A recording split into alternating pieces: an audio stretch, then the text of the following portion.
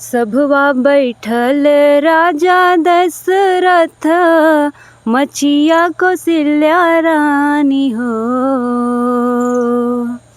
सभवा बैठल राजा दशरथ, मचिया कौशल्या रानी हो।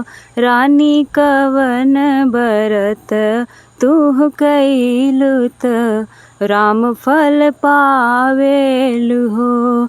रानी कवन बरत तू कैलुत, राम फल पावेलु हो। एकता में कैनी हम एकादशी, दुअरसी में पारन हो। एकता में कैनी एकादशी, दुअरसी में पारन हो। राजा विधिये से कैनी अवतारत, राम फल पाइल हो। राजा विधिये से कैली अवतारत, राम फल पाइल हो। सभवा बैठल राजा दशरथ, मचिया कौशल्या रानी हो। सभवा बैठल राजा दशरथ, मचिया कौशल्या रानी हो। रानी कवन बरत तू कैलुत, राम फल पावेलु हो।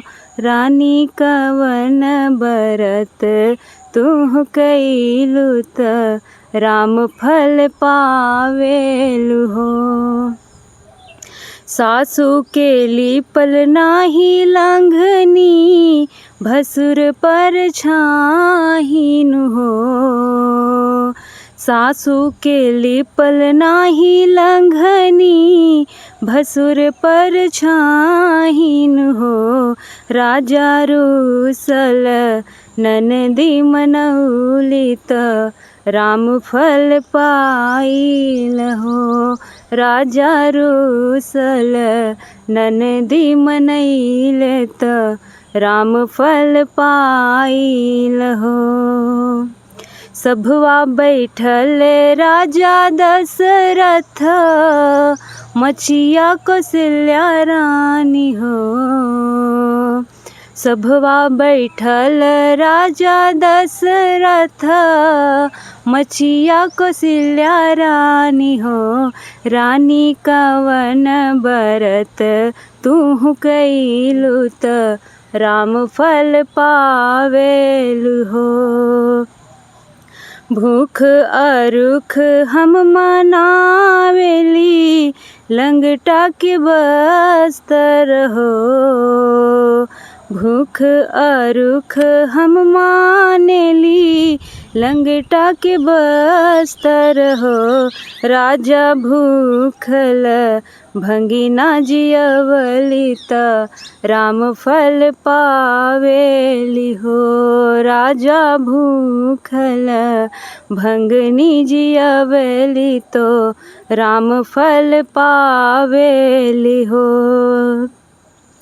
सभवा बैठल राजा दशरथ, मचिया कौशल्या रानी हो।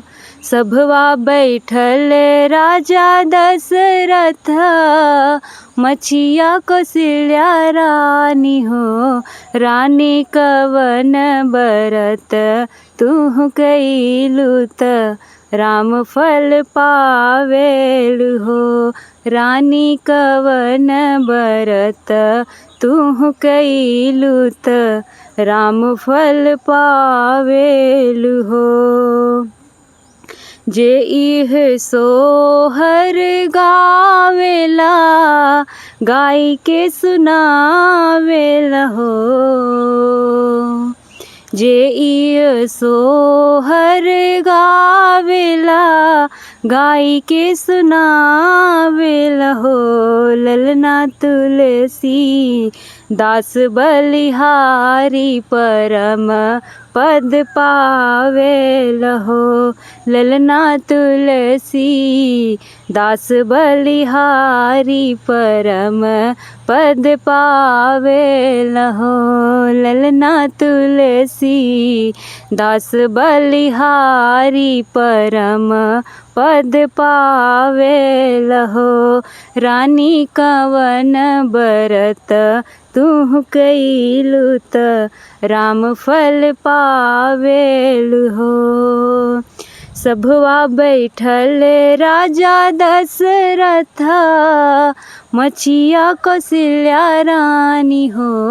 रानी कवन बरत तुह कइलू त राम फल पावेल हो।